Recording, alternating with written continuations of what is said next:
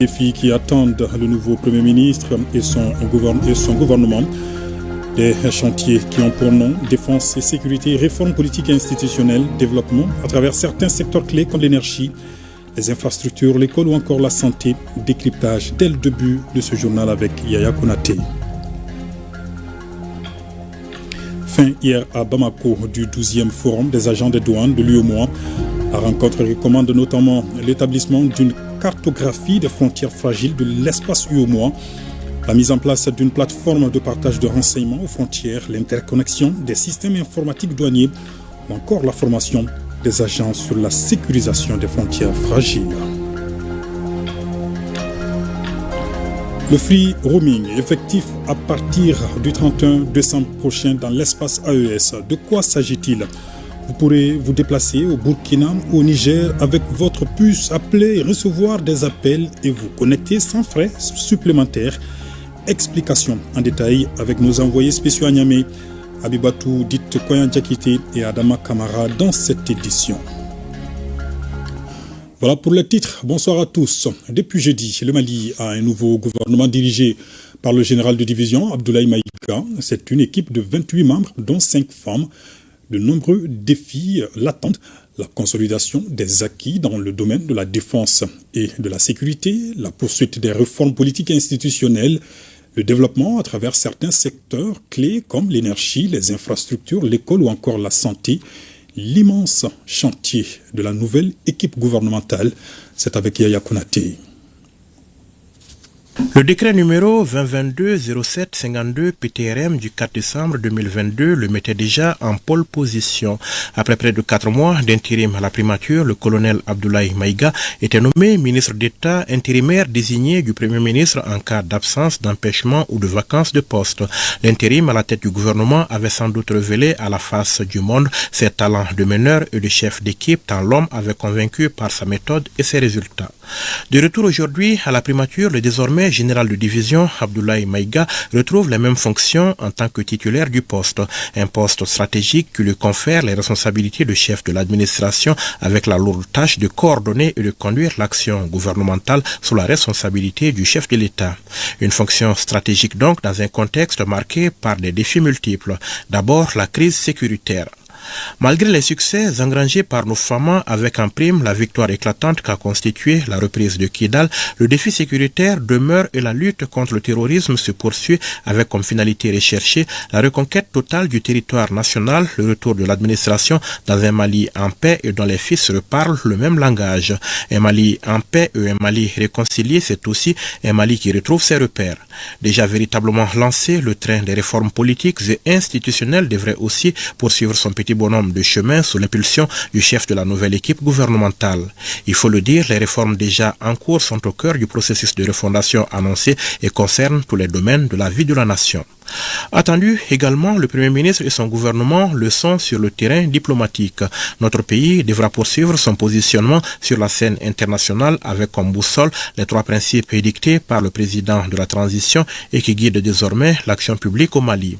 Des principes qui font aujourd'hui du Mali un pays respecté et admiré sur la scène internationale. Il s'agira en outre pour notre pays de consolider sa position dans la sous-région à travers la Confédération AES, mais aussi de réussir la sortie annoncée de la CEDEAO, la communauté économique des États de l'Afrique de l'Ouest.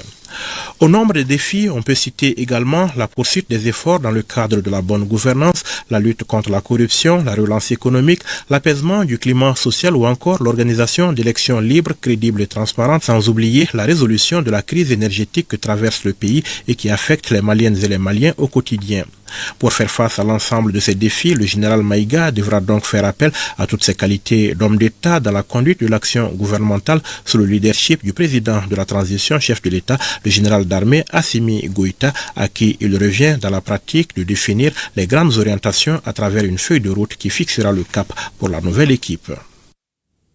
Et puis, dans des communiqués déposés à notre rédaction, à l'association Assimi Demeton de Koutialam et le Conseil supérieur des immigrants des Alliés adressent leurs félicitations au général de division Abdoulaye Maïga pour sa nomination au poste de Premier ministre chef du gouvernement et félicitent les membres du nouveau gouvernement.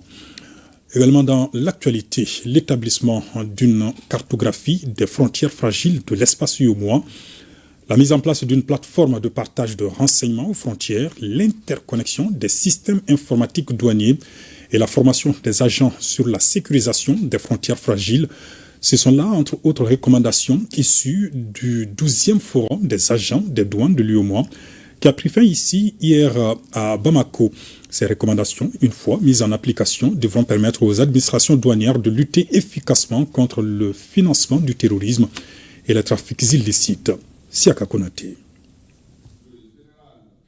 La fragilité des frontières provoquée par l'insécurité pose des défis aux administrations douanières de l'espace UEMOA, terrorisme, trafic illicite, criminalité transfrontalière.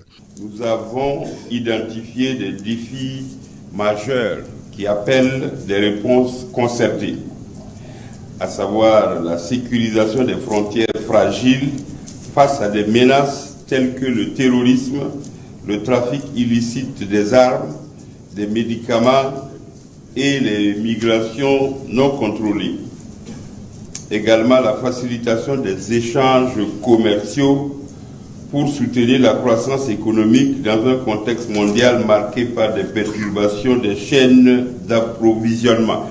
Et aussi pour renforcer le commerce intracommunautaire dont le niveau élevé est la marque d'un espace véritablement intégré. Que les défis auxquels nous faisons face aujourd'hui sont aussi des opportunités. Opportunité de renforcer notre solidarité, opportunité d'innover dans nos méthodes de travail et d'affirmer notre rôle essentiel dans la construction d'une Afrique de l'Ouest unie, prospère et sécurisée. Un problème connu est à moitié résolu, dit-on. Pour relever ces défis, le 12e forum des agents des douanes de l'UEMOA recommande à l'organisation sous-régionale d'établir une cartographie des frontières fragiles, de mettre en place une plateforme de renseignements sécurisés aux frontières et de former les agents sur la sécurisation des frontières fragiles. Il est demandé aux États membres d'assurer l'interconnexion des systèmes informatiques douaniers, d'identifier les insuffisances juridiques et institutionnelles en matière de gestion des risques et de renforcer l'information et les missions conjointes entre les douanes et les autres forces de défense et de sécurité. Le forum de Bamako a permis de mesurer le chemin parcouru depuis la 11e édition et ouvre la voie à de nouvelles perspectives. Les pertinentes résolutions et recommandations issues de vos travaux consolideront, j'en suis convaincu, les acquis et baliseront le terrain pour faire en sorte que le cadre de coopération entre les administrations douanières soit plus dynamique et porteur de solutions aux préoccupations de chacun et de tous. Aussi, la solidarité, l'engagement, la proactivité face aux défis et l'accompagnement de vos administrations seront des gages de réussite. En tout cas, pour notre part, nous nous engageons à mettre en œuvre les 6 recommandations dont 3 concernent les États et 3 l'UEMOA. Les participants ont visité le musée national où ils ont pu découvrir la richesse et la diversité de la culture malienne. Ils ont d'autre part salué la mémoire de leurs collègues tombés sur les champs d'honneur en déposant une gerbe de fleurs au monument qui leur est dédié dans la cour de la Direction générale des douanes. À partir du 31 décembre prochain, vous pourrez vous déplacer au Burkina Faso ou encore au Niger avec votre puce, appeler et recevoir des appels et vous connecter même avec votre data. Tout cela sans frais supplémentaires. Oui, le free roaming dans l'espace AES sera effectif. Une bonne nouvelle donc pour les populations de l'espace qui en tireront les avantages. Explication avec nos envoyés spéciaux à Niamey, Abibatou dit Koyan Diakité et Adama Kamara.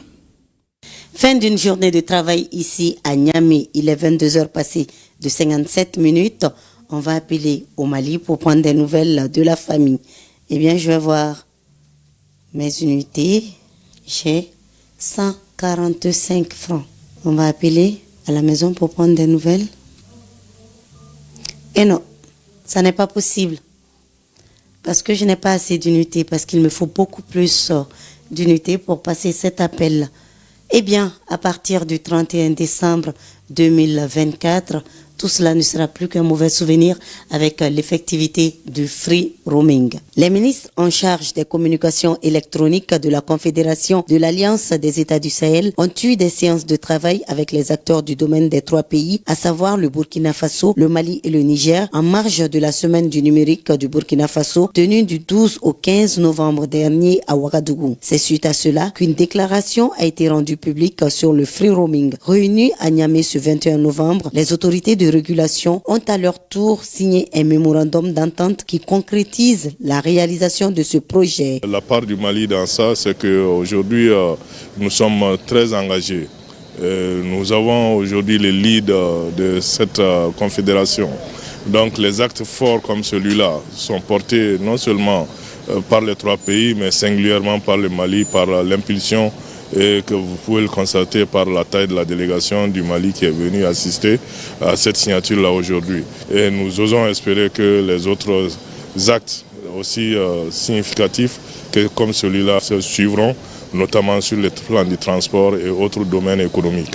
Pour l'heure, parlant du free roaming, toutes les dispositions sont prises pour son fonctionnement efficient. Ce processus aussi, il est prévu de faire le suivi de la mise en œuvre de cette disposition pour que l'on puisse voir à chaque fois qu'il y a des difficultés de mise en œuvre, de pouvoir corriger ces difficultés et d'avancer vers l'atteinte des objectifs. Et en même temps, surtout, un accent particulier sera porté sur les populations vivant dans les frontières qui vont capter souvent certains réseaux de façon involontaire pour que ceux-ci ne soient pas pénalisés dans ces cadres. Ça, c'est les aspects techniques liés à la mise en œuvre de cette instruction.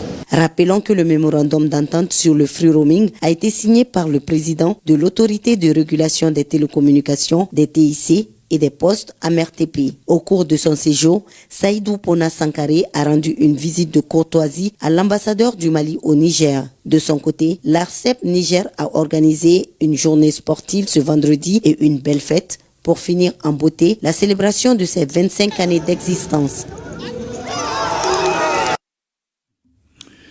Et les derniers jours de la COP 29, très intense en débat et en négociation. Oui, le pavillon du Mali n'est pas resté en marge donc, de ces activités. Il a abrité plusieurs panels animés par des membres de la société civile et des organismes publics. Les sujets évoqués sont relatifs aux inondations au Sahel, à l'assainissement, à la place des femmes et des jeunes dans la gestion de l'environnement.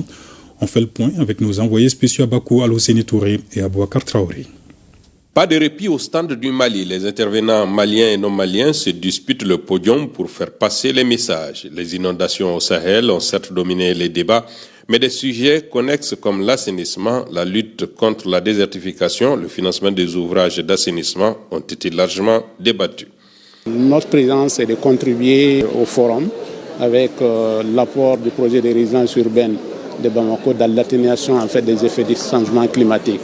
Donc la réalisation de toutes ces infrastructures que le projet doit réaliser contribue à diminuer les effets de l'émission des effets de gaz à effet de serre, également la maîtrise également de beaucoup d'impacts à travers la réalisation d'infrastructures pour gérer les questions d'inondation, également l'adaptation des populations au changement climatique. D'autres thèmes comme l'industrialisation de l'Afrique, les solutions d'adaptation au changement climatique en milieu rural, la place des jeunes dans les négociations, femmes et environnement sont également à l'ordre du jour.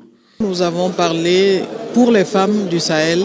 Les énergies renouvelables nous semblent être vraiment une opportunité, être la solution par rapport au développement durable. Des exemples ont été donnés. Sur le Mali, nous avons une intervention au niveau de Kéla, qui est dans le Mandé, où on fait vraiment la promotion des énergies renouvelables. Et ce sont des petites entreprises qui sont gérées par les femmes. Donc nous avons également le cas du Niger qui a été présenté et du Burkina Faso. Pour vous dire que vraiment les énergies renouvelables sont la solution. Et la question quand même, il ne faut pas négliger, c'est que comment nous, Africains et surtout Sahéliens, nous pouvons mieux nous industrialiser. C'est des questions pertinentes sur lesquelles également l'assistance a eu à échanger. Il faut rappeler que les animations de ces derniers jours ont toujours été menées par des experts maliens, nigériens et burkinabés, exposant chacun l'expérience de son pays. Ici à Bamako, fin d'une séance de travail entre Brésiliens et Maliens autour du projet Coton-Sol. Il s'est agi pour les deux parties d'analyser les réalisations faites par le projet et formuler des recommandations allant dans le sens de la continuité du projet. Les détails avec Youssouf Diakité et Yacouba Kone. Le projet brésilien Coton-Sol, lancé en 2019 avec le gouvernement du Mali, a pour but d'améliorer les rendements des cultures de coton tout en promouvant des pratiques agricoles durables. À l'issue des travaux de cette séance de travail entre Brésiliens et Maliens, les deux parties ont formulé des recommandations. Je suis particulièrement heureuse. Ça, c'est la deuxième réunion du comité de pilotage. Et c'est un fort signe de la volonté du Brésil et de la volonté de Mali de travailler ensemble dans un secteur aussi important pour le développement du Mali et dans lequel nous avons une vaste expérience que nous voulons partager avec la société, l'État malien. Cette phase du projet se termine le mois de décembre 2026.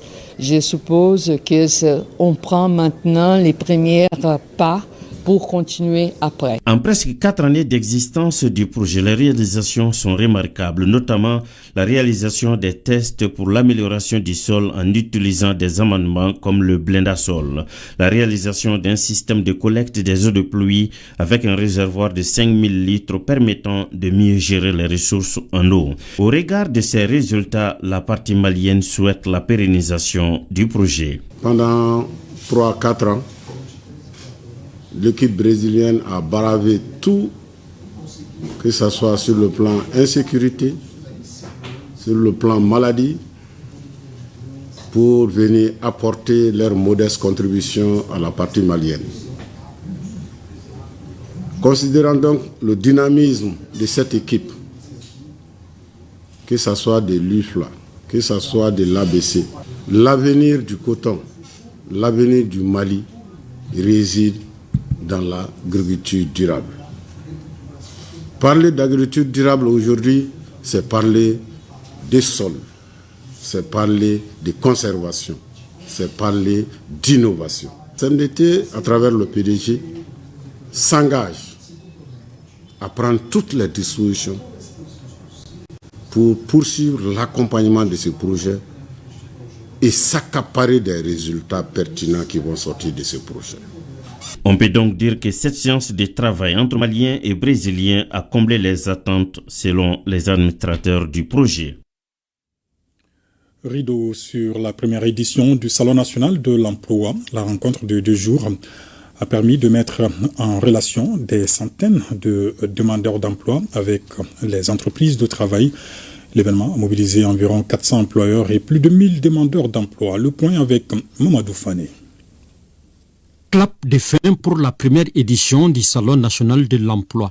Durant 2 jours, demandeurs d'emploi et employeurs ont partagé leur expérience et les opportunités qu'offre le marché de l'emploi au Mali. Il y a des offres concrètes parce qu'il y a des entreprises qui s'étaient même engagées avant le début du salon avec des lettres d'engagement de prendre des stagiaires. On espère en tout cas que ces stages se traduiront en emploi ou en tout cas que ces emplois vont se pérenniser. Le digital, outil efficace de rapprochement des offres et demandeurs, la décentralisation et la promotion de l'emploi local, le financement et la garantie des projets d'entreprise pour la promotion de l'emploi sont autant de thématiques qui ont suscité l'intérêt et l'adhésion des participants. Les semaines à venir ou les mois à venir, nous saurons à peu près mesurer l'impact de ce qui a été vraiment tous ceux qui sont venus, s'ils ont eu vraiment les profils recherchés, est-ce qu'il y a eu des opportunités par rapport à cette interaction entre demandeurs et offreurs. Il y a des données qui sont collectées, maintenant il faut faire l'évaluation de ce qui a été fait durant ces 2 jours. Nos actions doivent converger vers la réduction du chômage et du sous-emploi, dont les causes sont entre autres le manque de financement et l'insuffisance d'offres d'emploi. Le département de l'entrepreneuriat national de l'emploi et de la formation professionnelle est très honoré d'avoir accueilli tant d'acteurs et d'éminentes personnalités venus de tous les horizons du pays et de notre espace AES pour rehausser la qualité de nos travaux. Au terme de cette première édition du Salon de l'emploi national, l'espoir est permis pour ces milliers de demandeurs d'emploi en quête de travail et aussi pour les bureaux de placement à la recherche du meilleur profil. Journée africaine de la statistique, elle est célébrée le 18 août. Les acteurs de la statistique et leurs partenaires ont échangé sur des sujets en lien avec le thème relatif à l'éducation en matière de production d'informations pertinentes sur le secteur. Nouhoum Sissoko. Éducation et capture du dividende démographique au Mali. Présentation du SIGE, Système d'information et de gestion de l'éducation. L'éducation et l'alphabétisation de l'EMOP, enquête modulaire et permanente auprès des ménages. Voilà les sujets au centre des échanges de la 34e journée africaine de la statistique. L'exercice vise à présenter des informations relatives au secteur de l'éducation. En modernisant nos systèmes de production statistique, nous soutenons les décideurs politiques, les pédagogues et les chercheurs pour mieux comprendre les réalités de nos systèmes éducatifs, identifier les défis et mettre en œuvre des politiques efficaces. L'Institut national de la statistique est résolument engagé à produire des statistiques éducatives de qualité et répondant aux besoins spécifiques de notre pays. La démocratie, l'amélioration du système de gouvernance à laquelle aspirent les Maliens et les Maliennes ne peuvent être bâtis que sur un socle commun d'informations statistiques fiables, crédibles et à jour, au service de la bonne gouvernance. Seules les statistiques de qualité fournissent une base objective pour la formulation de politiques et la prise de décisions fondées sur des preuves. Le soutien à l'activité statistique participe de la volonté politique de l'État au développement et à la bonne gouvernance. C'est pourquoi nombre d'actions ont été réalisées. La forte contribution de l'État au financement des phases de dénombrement du recensement général des unités économiques en 2021 et du 5e recensement général de la population et de l'habitat en 2022. La relecture de l'ordonnance portant création de l'ISTAT pour lui accorder une partie de la redevance statistique en 2024. Les partenaires techniques et financiers reconnaissent les efforts du gouvernement du Mali au cours des dernières années par rapport à la production d'informations fiables et actualisées, surtout dans le secteur de l'éducation et bien sûr dans d'autres domaines. Les partenaires techniques et financiers plaident en faveur davantage d'engagement pour la production, l'analyse et l'utilisation des statistiques de qualité. La 4e génération de schémas directeurs de la statistique en cours d'élaboration doit prendre en compte tous les indicateurs de suivi des programmes nationaux de développement et des ODD, ainsi que de l'agenda 2063 pour l'Afrique que nous voulons de l'Union africaine, d'après le représentant du ministre. Journée de réflexion sur les implications et les innovations de la nouvelle constitution. Experts et politiques analysent les insuffisances de la nouvelle loi électorale afin de faire des propositions. L'initiative est du comité de plaidoyer et de suivi des réformes. Youssouf Diakité, Djelimakan Diabaté.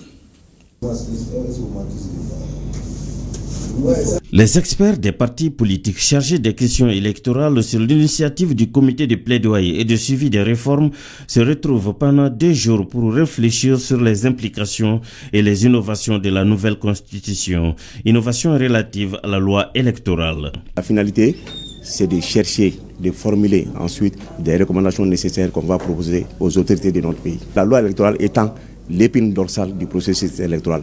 Elle mérite d'être bien réfléchie, bien analysée. Les implications et les innovations dont il est question font suite à la mise en route de la nouvelle constitution. Quelles sont les dispositions qui sont aujourd'hui dans la loi électorale qui pourraient être modifiées? D'abord, s'interroger sur ça.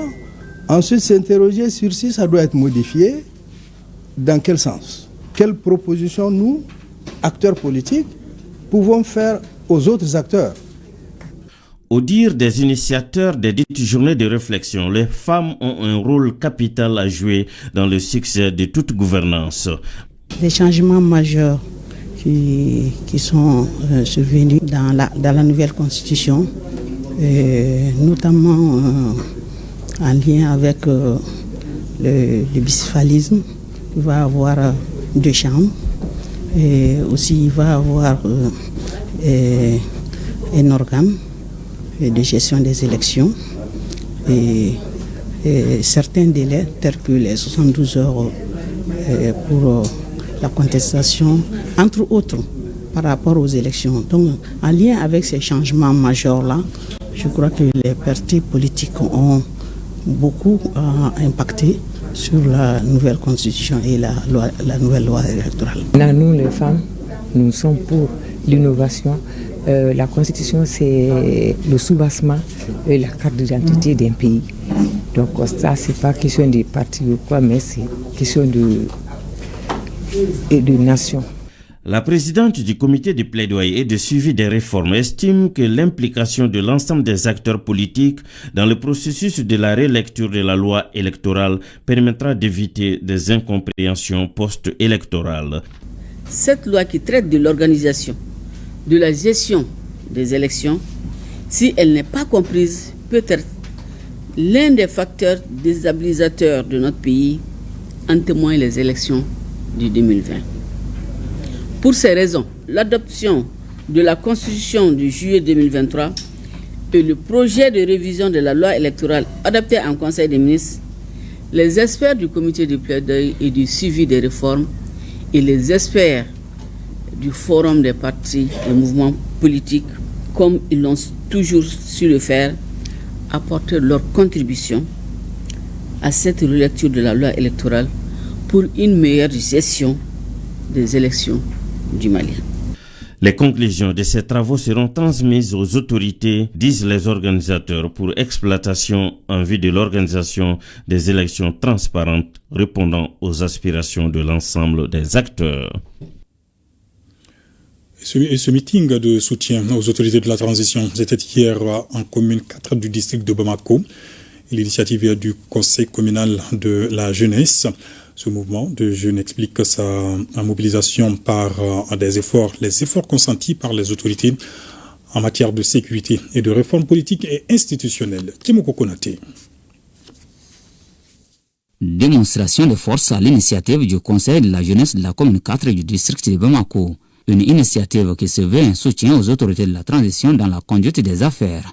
Il a dit, si j'échoue, c'est la jeunesse malienne qui va échouer.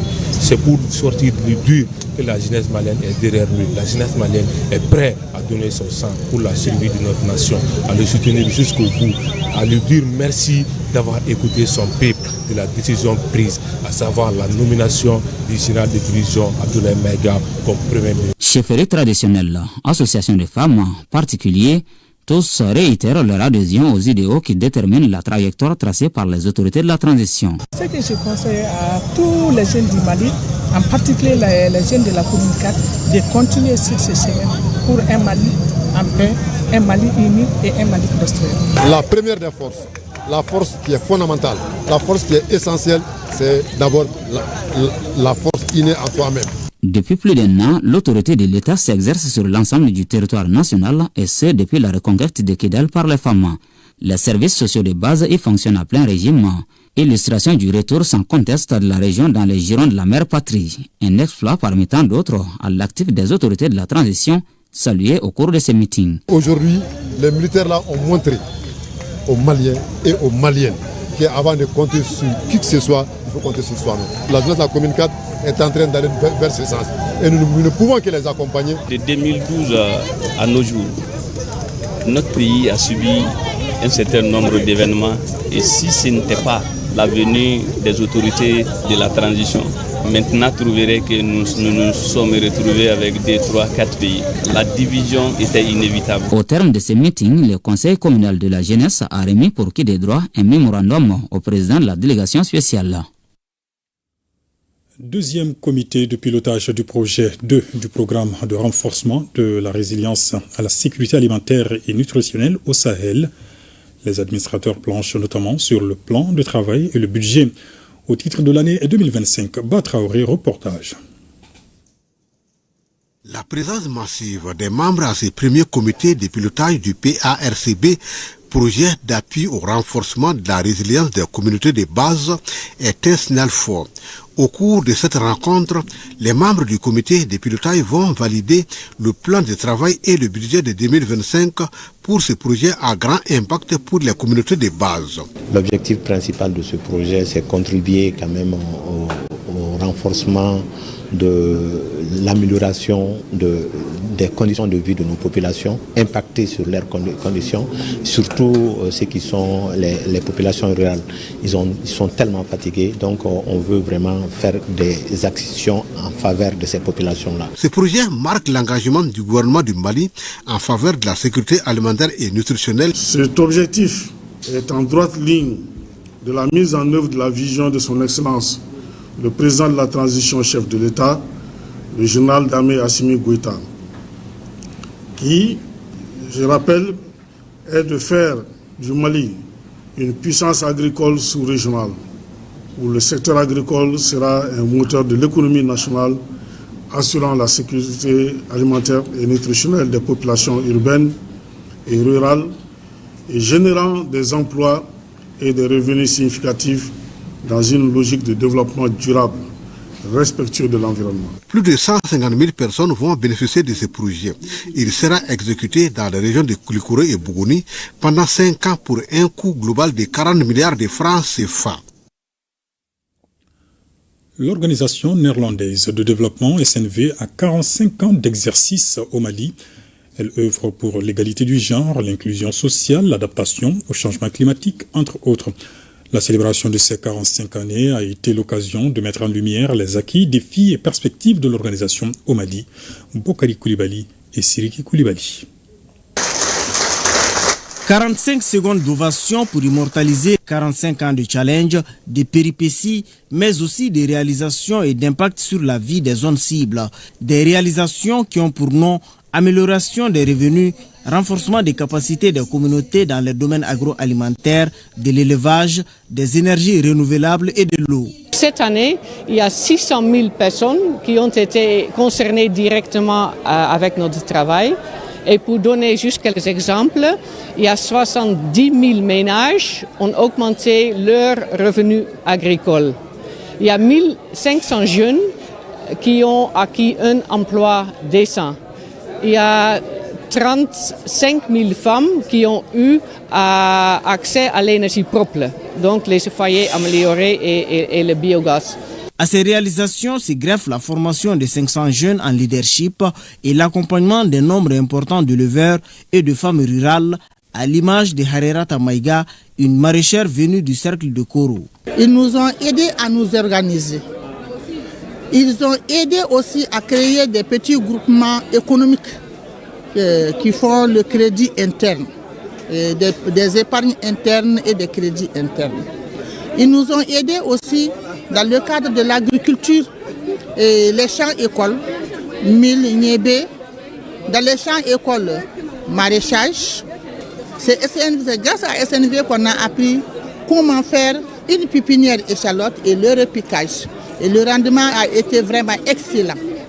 L'ambassadrice du Royaume des Pays-Bas au Mali a salué l'excellente relation qui a toujours existé entre le Mali et son pays. Quant à l'Organisation néerlandaise de développement SNV, elle réitère son engagement à contribuer à la résilience des ménages et l'autonomisation des jeunes dans les zones rurales. Appui aux victimes d'inondations, l'ONG Save Children s'y emploie également. Elle vient d'offrir des vivres et des kits d'hygiène à 100 victimes en commune 5 du district de Bamako. Une enveloppe de 5 millions de francs CFA est mise à la disposition des victimes identifiées dans la région de Kaï. Tchemoko Konaté. Mariam Sidibé est l'une des victimes des inondations survenues, des catastrophes naturelles qui ont contribué à aggraver sa précarité car elle est veuve depuis quelques années. Comme elle, ils sont nombreux les concitoyens à connaître cette année le même sort. Grâce à ce geste de l'ONG Save Children, 100 victimes identifiées en commune 5 du district de Bamako, dont Mariam Sidibé pose un offre de soulagement. Le don est notamment composé de vivres et de kits d'hygiène.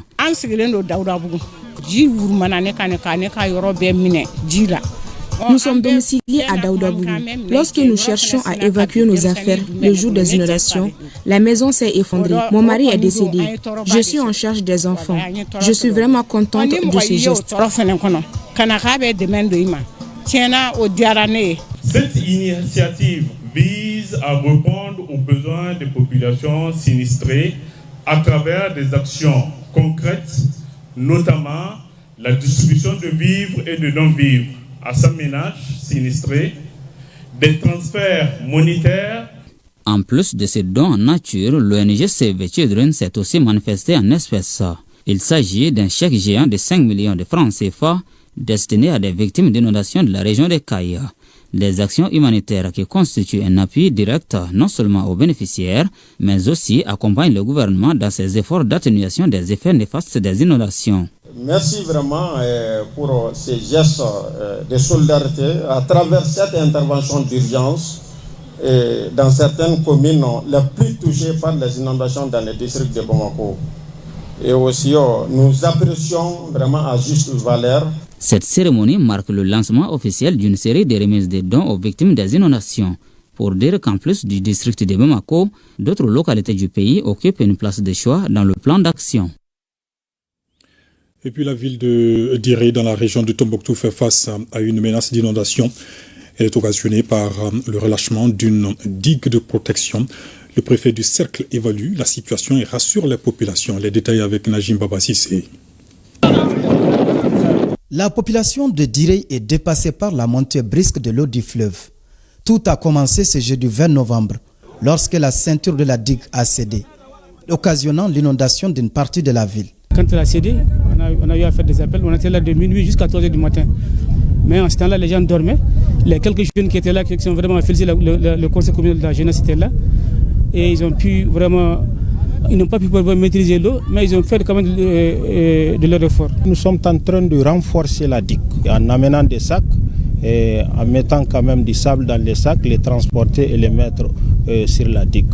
Malgré les efforts et la détermination de la population, l'eau continue de se déverser dans le ruelle. Les maisons se trouvant dans les bas-fonds sont les premières cibles. C'est une digue qui mesure à peu près 900 mètres linéaires.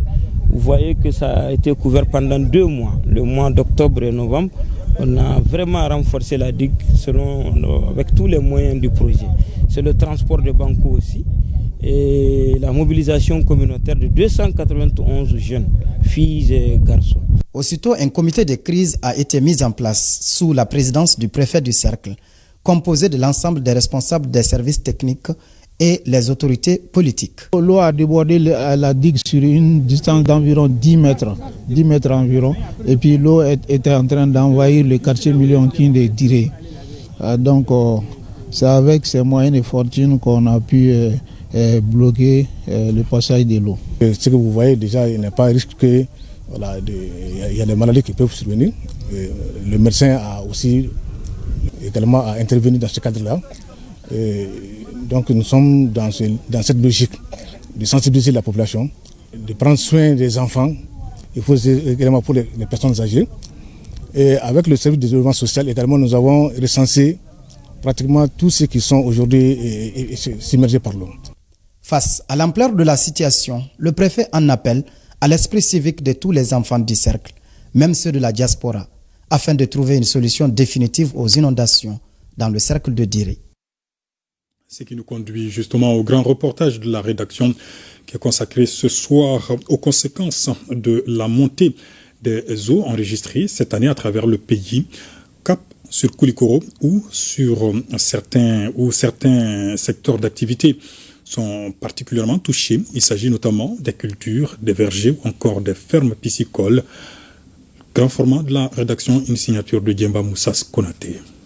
Tieman Koumaré, planteur, et Ahmed Chérif, dit Oumar Fofana, pisciculteurs, sont 2 personnes du secteur privé de Koulikoro qui ont été touchées par la montée spectaculaire des eaux lors de la saison des pluies qui tend vers sa fin au Mali. Tieman Koumaré a un verger de 5 hectares d'orangers à Tientiembougou, à environ 17 km de Koulikoro. Dans son verger, il a 1122 pieds d'orangers composés de mandarines, tangor, fersel et d'orangers simples. Parmi ces nombres, il a perdu 315 pieds en pleine campagne.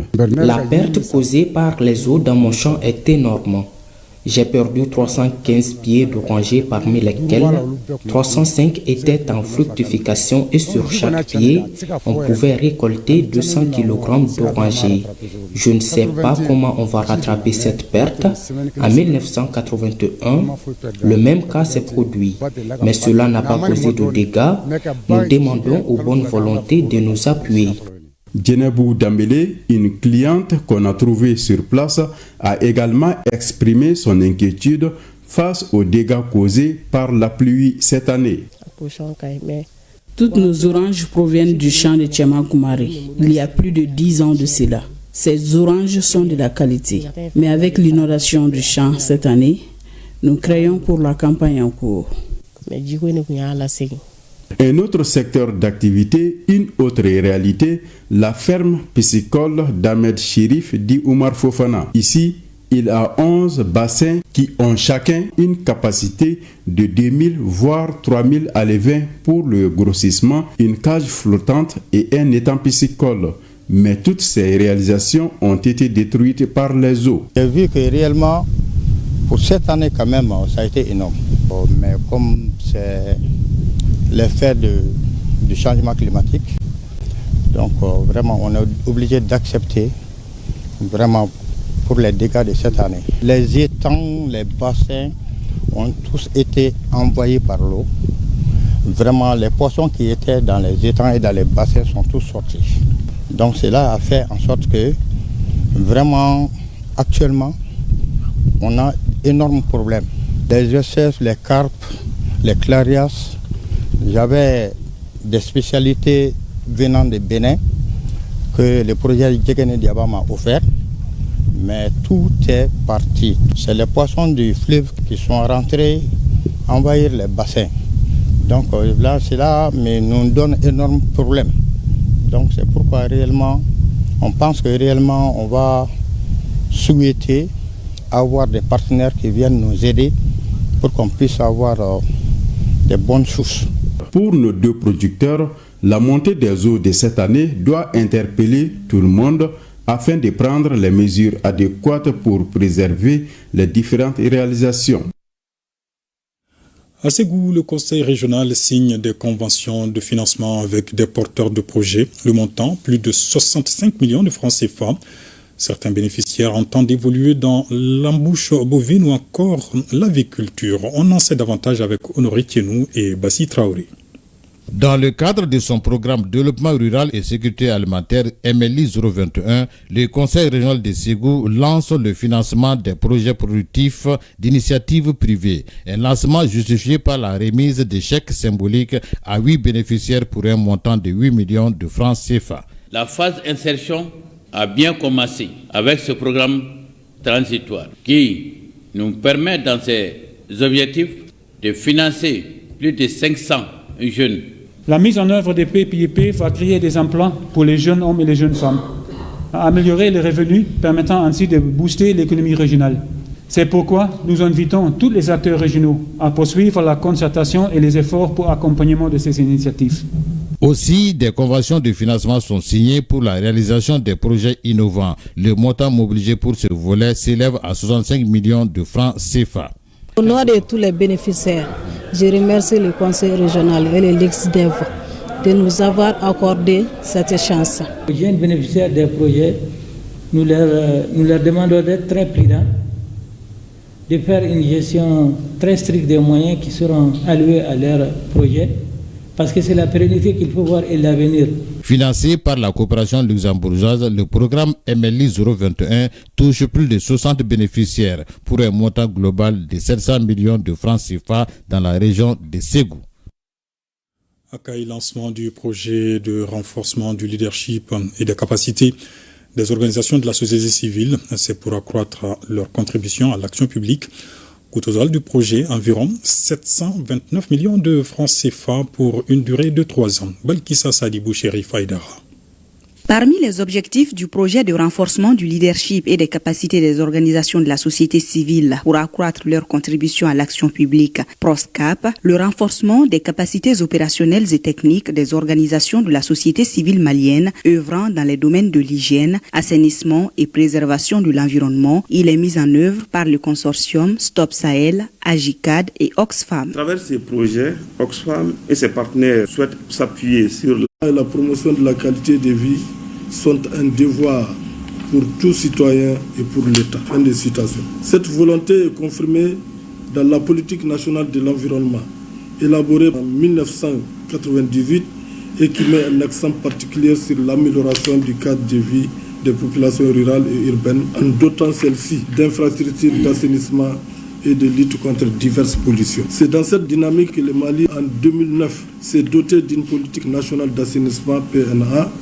adoptée pour servir de document de référence dans le sous-secteur du Mali. Le lancement du PROSCAP à Kayes a regroupé les élus et acteurs de la société civile des communes de Kayes, Maïna, Djokeli, Ségala et Sero-Djamanou.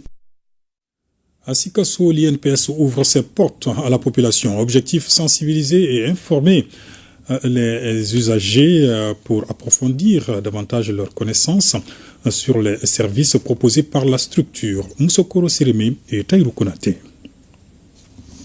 À travers cette journée porte ouverte, l'Institut national de prévoyance sociale veut résorber le déficit de communication et d'information autour de ces différentes prestations dans une dynamique de renforcement du dialogue entre ses usagers et permettre à ceux-ci de mieux comprendre les avantages sociaux auxquels ils peuvent prétendre. Ça rentre dans le cadre de la vision managériale du directeur général de l'INPS. Faire connaître l'INPS et rapprocher l'INPS de ses assurés, faire la promotion des produits INPS et les formalités d'accès à ces produits-là. Je place cette journée sous le signe de la promotion de la protection sociale déjà aux couches vulnérables. Ouverte au grand public, cette journée est consacrée à des consultations gratuites et un exposé sur les thématiques comme les principes d'acquisition des prestations de l'Institut, la constitution des dossiers de retraite, d'allocation ou encore d'adhésion à l'amour pour le secteur informel. Il y a tellement d'informations au niveau de l'INPS que les gens ignorent. Cela fait qu'ils perdent des droits comme ça.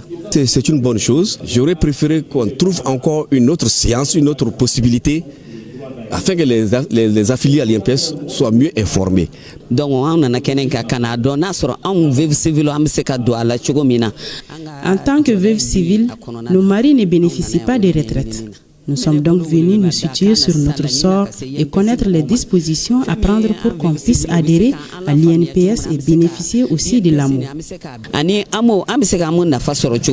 Cette journée porte ouverte donne ainsi le ton d'une série d'activités initiées par l'INPS, parmi lesquelles un match de football et l'émission de divertissement Top Étoile.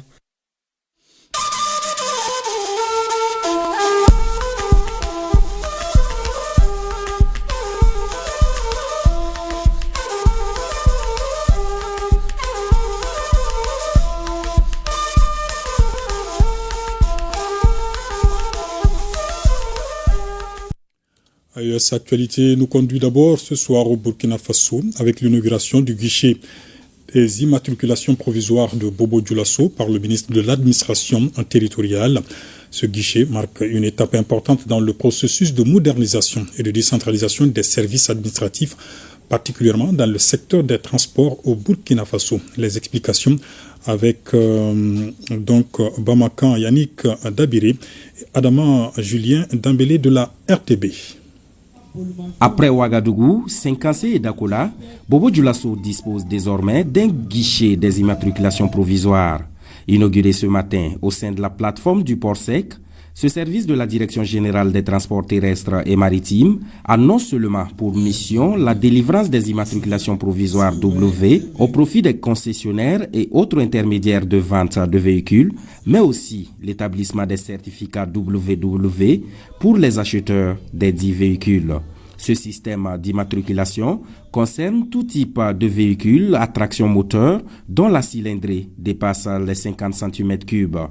Les sociétés agréées ont droit à ce 1W qui est valable pour une année d'un montant de 50 000 francs. Et tous les motos que vous avez dans votre entrepôt, vous êtes autorisés avec l'installation que nous avons mise à votre disposition de pouvoir immatriculer immédiatement l'engin ou la voiture du client avant qu'il ne quitte en tout cas votre entreprise. Parce qu'on n'a pas le droit, comme on l'a rappelé dans les textes, de circuler avec un engin sans immatriculation. Alors les 2W, ça c'est le consommateur initial. Pour ce faire, les usagers devront fournir les informations concernant l'identité du propriétaire final du véhicule ou cycle, le document douanier et s'acquitter de la somme de 12 500 francs pour les véhicules et 9 500 francs pour les autres types. Cette cérémonie d'inauguration lance conjointement le démarrage officiel du système d'immatriculation dans les séries provisoires W et WW dans le Grand Ouest. La phase de sensibilisation et d'adhésion du système d'immatriculation provisoire qui a débuté le 10 octobre 2023 prend fin pour compter d'aujourd'hui. Conformément aux actions programmées, dans la mise en œuvre des immatriculations provisoires, la vulgarisation du système est prévue sur toute l'étendue du territoire national afin de faire de nos routes des espaces plus sûrs. Au Niger, le chef de l'État a reçu une délégation de panafricains présents à Niamey dans le cadre de la conférence de solidarité avec les peuples du Sahel. Ils sont venus faire le point de leurs travaux au général de brigade Abdourahmane Chani. Le point avec Lawali Moutari Manaïsara de la télévision nigérienne. Présent à Niamey dans le cadre de la conférence de solidarité avec les peuples du Sahel tenue du 19 au 21 novembre 2024, ces panafricains révolutionnaires anti-impérialistes et anti-néocolonialistes africains et internationaux ont tenu à rencontrer le président du Conseil national pour la sauvegarde de la patrie, chef de l'État, le général de brigade Abdourahmane Chani, pour lui faire le point des travaux effectués durant les 3 jours. Nous avons été émerveillés par la réception. On est venu ici, on est de la délégation de WAPO et de PAT, dire notre reconnaissance, notre remerciement infini à tout ce qui s'est passé depuis la préparation, n'est-ce pas, de notre conférence jusqu'à la réalisation. Et dire merci pour tous les soins qu'il a mis à notre disposition. Le Niger est en train de faire de grands pas. Nous sommes sortis de l'audience étant satisfaits de ce que, effectivement, nous sommes venus à bon lieu, qu'on ne s'est pas trompé de venir organiser la conférence internationale de soutien au peuple du Sahel à Niamey. Et donc c'est avec ça que nous allons répandre partout la bonne nouvelle, que ce qu'on vous dit sur les masses médias impérialistes, les masses médias mensonges sur le Niger, c'est pas vrai. Il faut le rappeler, Niamey, depuis les événements du 26 juillet 2023, est devenu le symbole de la lutte des peuples qui, contre vents et marées, ont librement décidé de prendre leur destin en main sans l'immixtion d'une quelconque puissance impérialiste. C'est donc grâce à ce noble et historique combat porté par le CNSP et le peuple nigérien que ces révolutionnaires avertis ont fait le choix de Niamey pour abriter leurs assises. Cette audience s'est déroulée en présence des membres du Conseil national pour la sauvegarde de la patrie.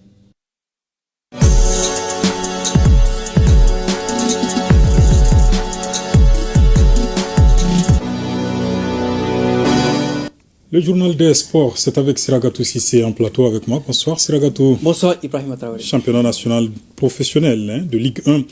La saison 2024-2025 a donné son coup d'envoi cet après-midi. Oui, 14 clubs en lice pour la conquête du trophée de champion.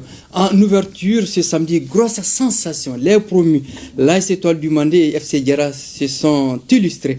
L'AS Étoile a battu à feu 2-0. FC Diarra, lui, partage les points 1-1 face à l'AS Bakarian de Barawili. Et tout à l'heure, les 11 créateurs de Niarela se sont imposés 2-0.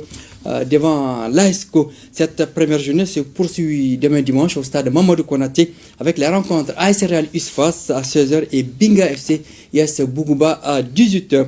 Les matchs Joliba AC Union Sportive de Bougouni et AS Police Stade Malien de Bamako sont reportés à cause de la sortie africaine des Rouges de Joliba en Ligue des Champions et des Blancs du Stade Malien de Bamako en Coupe de la Confédération la semaine prochaine. On n'a pas d'image puisque l'ORTM n'a pas les droits de ces championnats professionnels en Ligue 1. Tout à fait. Avec votre permission, Ibrahima Traoré, oui. Fousseini Mariko a été élu ce samedi président de la Ligue régionale de football de Koulikoro pour un mandat de 4 ans. Il a obtenu 14 voix contre 11 au président sortant Gaoussoumpa Silla. Alors, le tirage au sort de la CAN féminine Maroc 2024 a été effectué hier. Tout à fait. Le Mali est dans le groupe C avec l'Afrique du Sud, tenante du titre, le Ghana et la Tanzanie. Les Aigles sous la houlette du sélectionneur Mohamed Hussein Saloum absentes en 2022, veulent se racheter. La meilleure performance des Aigles reste cette 4e place acquise en 2018 au Ghana. La CAN féminine Maroc 2024, c'est du 5 au 26 juillet. Hier, les rideaux sont tombés au Palais des Sports, Salamatou Maïga, sur la 6e CAN de Vovinam Viet Vo Dao. Le Mali s'est classé premier. De quoi s'agit-il?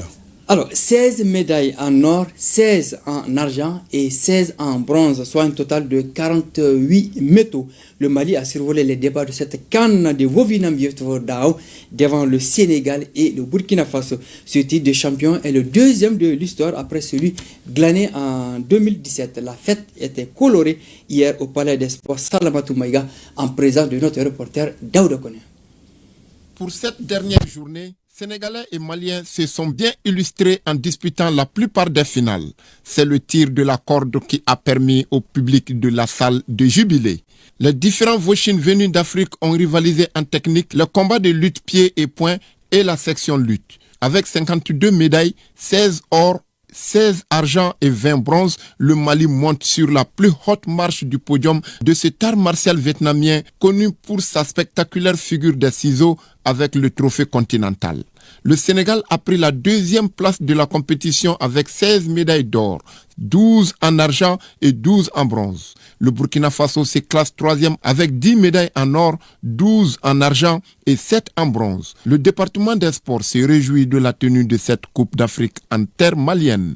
C'est aussi pour nous l'occasion de démontrer la résilience du peuple malien.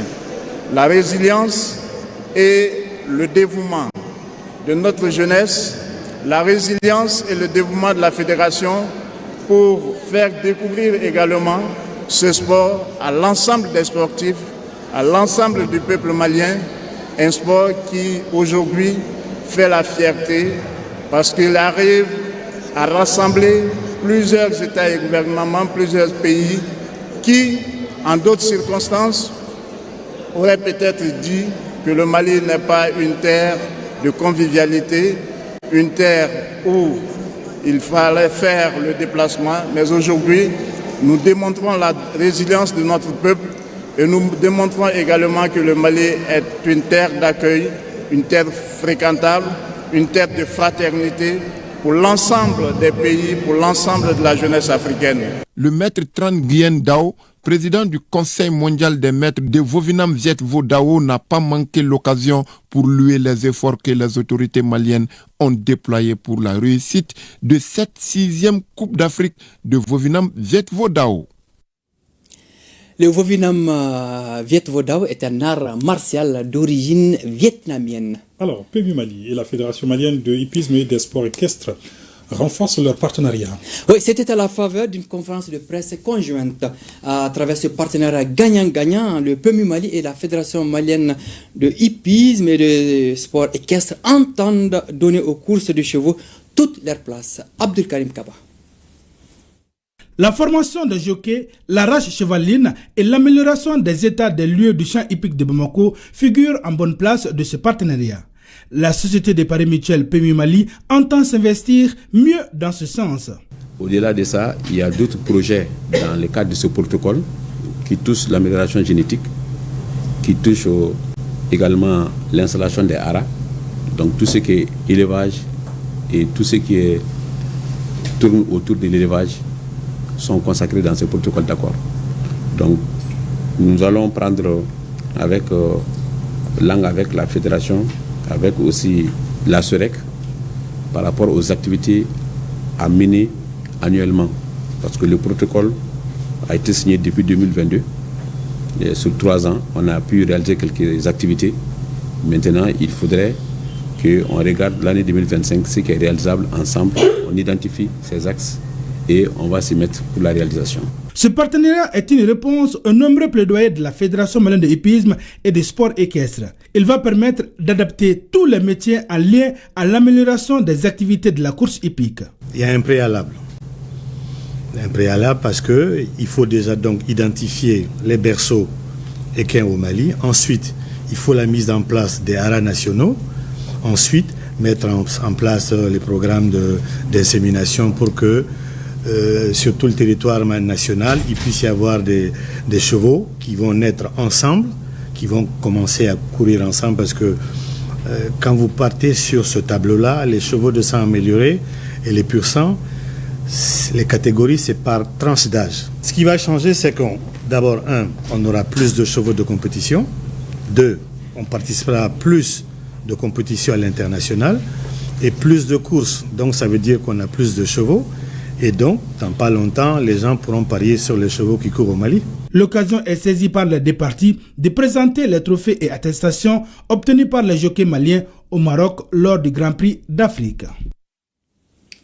Merci beaucoup, Seragatou. Je vous en prie. À demain. Inch'Allah, avec plaisir. Ainsi va l'actualité ce soir.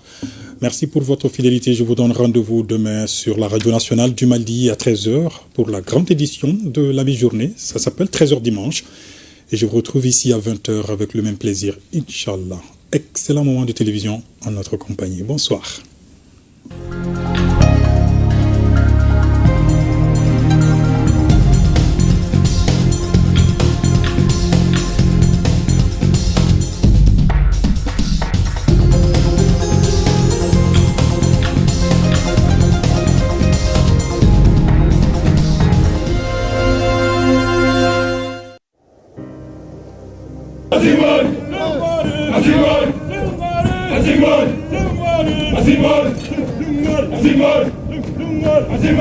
Nous laissons derrière nous tout ce que nous avons de plus cher. Enfants, épouses, amis, pères et mères. Fièrement, nous répondons à l'appel du devoir. Pour que les déplacés et les réfugiés